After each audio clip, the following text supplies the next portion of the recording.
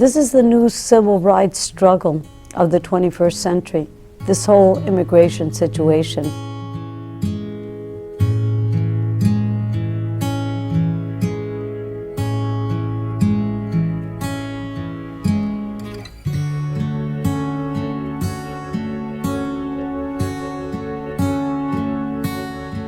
I've seen a lot of barriers that this population experiences, primarily the language barrier. They're primarily Spanish speaking, although we have about 15% of our population speaks an indigenous language as their first language and Spanish as their second language. So even speaking Spanish is often challenging. A lot of times workers aren't comfortable with us asking for help for their boss. They don't want the boss to know they have an appointment. They don't want the boss to know that they're sick or injured. Language barrier, what do you say? Not really. Danielle's, for me personally, yes, but Danielle, through working with him, has kind of developed and picked up a bunch of Spanish. And there's also local, so like with some of our vendors, they provide translators that can come to the farm and really kind of help you get over those language issues. And if there's anything that we can't handle, they come and we can have a sit-down meeting and kind of go over everything. But we haven't had to use that as often now. And also some of the guys will come and speak English as well. The challenges are pretty obvious. There was a language barrier as well as with the farmer. But this is a new area. It's very rural. It's very cold. It's very isolating. The work is hard, and then they just need to manage. For them, just the basic managing of day-to-day life. How do you? Well, a lot of the challenges that they face. They come from a warm climate. Many of them have never left their villages until they make the trip al norte, and that is a killer trip. In the old days it wasn't half so bad. It's just awful now, very, very difficult to get across. And coming to Vermont is a huge shock. it's a totally different culture, and the climate, of course, is really a killer. And a lot of them arrive with just whatever they were able to wear across the border. So that in itself is already an adjustment. They are, for the most part, I mean, some of them have had high school education. Some have had no education at all.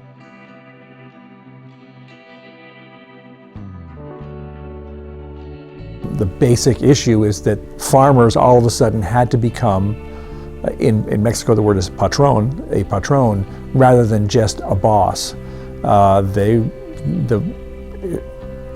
Nowadays there's a few more systems in place, but let's say 5 years ago, 10 years ago, the workers were 100% reliant on the boss, the farmer, for managing their life. Trips to the store, how do you get a cell phone, really everything. And so the farmer was put in a role of not just saying, you're going to do this today for work, but as well as making sure that the guys have all they need to live.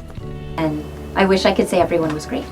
And the reality is that it's a spectrum. So you have, on the good end, you have bosses who are very committed to their workers, who understand that without their workers' health, their farm health is at risk. And those are the farmers who will help transport them, who will make sure that they have access to the grocery store more than once a month, who will drive them to whatever they need. They'll rearrange their schedules, they'll find a way to make it work. On the other end of the spectrum are the people who think these guys are just here to work. Their working conditions are abhorrent, and their excuse is, well, it's better than what they have in Mexico. They don't believe the workers when they have issues. We had a guy who had pericarditis, which is an inflammation of the heart lining, and I went to speak to the boss to tell them about the limitations, and he said, he complains about stuff all the time, but then he goes to work, so he can just go to work. And there are farmers who provide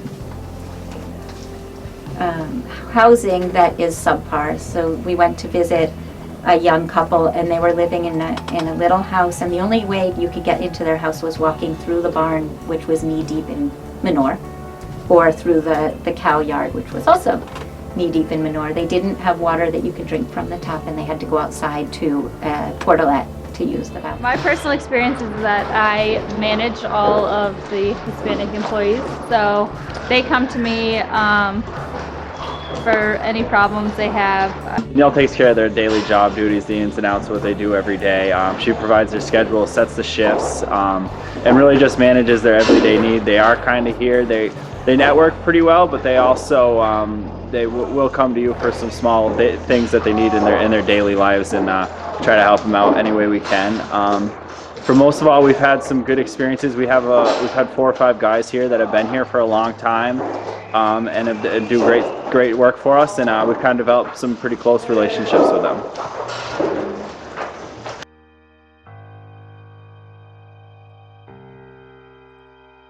What they have shown in the literature, in the research, is that the longer that these guys are here, the worse their health gets. So hypertension, the risk of hypertension rises, the risk of diabetes rises, the risk of obesity rises. So we see a healthy population arrive, and then 4, 5, 6 years in, we start to see some of the problems that come out of our lifestyle. We work with a volunteer nutritionist who's a dietitian through the Department of Health, and what we'll do is if a patient is experiencing hypertension or diabetes or high cholesterol, any of those issues, we'll arrange an appointment with the dietitian, and it's usually a series of appointments. So they'll sit down, they'll look at what their current diet is, what the current barriers to healthy eating are, and then they'll start brainstorming ideas or recipes that they can use. We also offer a quarterly diabetes clinic that includes a piece of diabetes education, so that some of the newly diagnosed Latino farm workers who have diabetes are really educated about how they can control their condition, how they can minimize the effects of it, how they can eat and exercise to help control their diabetes. We also do preventive information, so when we're out on a farm visit giving flu shots, we also provide literature, which can be difficult because the general education of a lot of the farm workers is 8th grade or less, so they don't have high literacy. For a lot of them, if you go to the hospital, if you can't pay up front, you don't get treated at all. You're sent away, even with a sick child, and you're sent home if you can't pay for it. So lots of times families have contributed an enormous amount of money to, well, in terms of a poor family, to the treatment of a child, for instance, or an operation that somebody had to have, and they've got to pay it back. The open door clinic is a godsend. I mean, I really don't know what we'd do without the open door clinic. Hospitalization and ER and medicine in this country is just outrageous. I mean, it's really outrageous. Fortunately, if there's an accident or something, they are taken care of. It's not a matter of turning somebody away at the ER. They will be taken care of. But there's no way they can pay a bill. I've had one guy who was just destroyed in an accident. I mean, literally destroyed. And both legs were broken in multiple places, and he was in the hospital for about 6 months. This was probably a bill of about $500,000, which of course there was no way he could possibly have covered.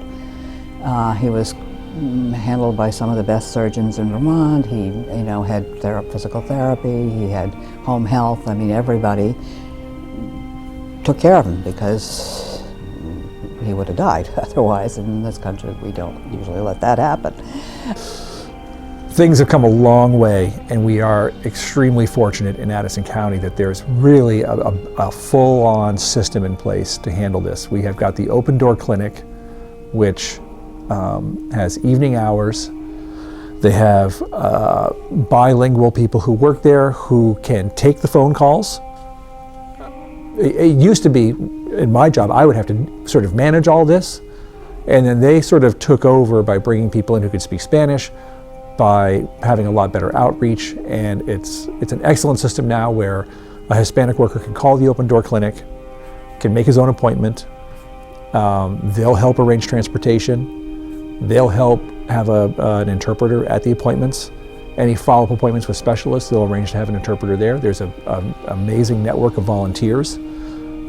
This is not typical. This is not the way it works in other parts of New England or northern New York or whatever.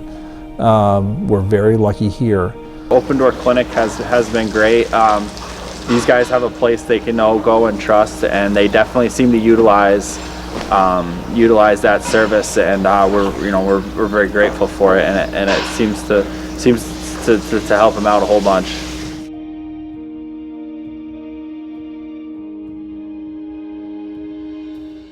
I think Addison County in particular, and I think it is representative of the majority of Vermont, has great respect for these people and has a very positive perception, just as they do of dairy farms. Your average Vermonter feels that our agricultural infrastructure is very important, and they understand full well that this is hard work, that it is very hard to attract Americans to do anymore, and that the solution has arrived, and this is it. They're not taking jobs that people want. Any dairy farm will tell you that they can't get people to do this work, and they're they're vital in maintaining a vibrant dairy industry. I think probably the overriding reason is because of the nature of the people themselves. They don't sit at home and say, I hurt my leg 10 years ago, so I can't work, I'm on disability. They're not that sort. I had one guy who split his head open from here to here, sewed it up, and I gave him orders he was not to go back to the barn the next day, and when I went out to see him, he was in the barn. They do not linger with agonizing pain or whatever. No, they go right back to work. They're hard workers. They don't ask for charity. That they're going to come here and they're just going to be leeches. They're just going to take jobs away. They're just going to go on welfare. They're just going to use us. They're going to bring in drugs. They're going to it's just this fear of the other, that it's going to taint who we are, endanger it on so many levels, economic, culturally, socially, you name it.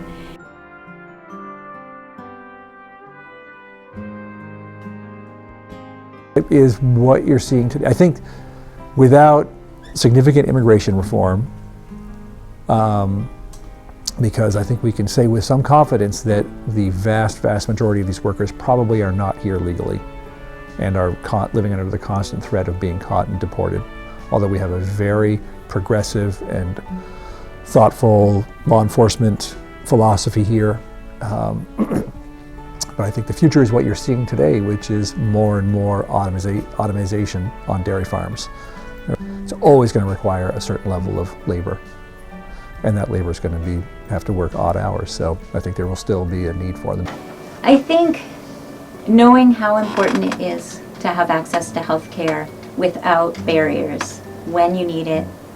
When you're sick, you're at your most vulnerable, you're scared, and you add to that the language barrier and the isolation, and you're far away from family and friends, and there's no one to really support you. And I feel like we have the opportunity to be able to do that, and we have the opportunity to help someone's life be easier in just a small way, and that's really exciting to me. I find that to be able to make someone's life better is a tremendous reward. In general, that farming is a big driving force with the economy, local economy around here, and having these guys be available to come work really helps the farm's operations, and we rely on them for smooth operations on the farm's daily chores. So that's just, we all kind of got to live here together and make it work.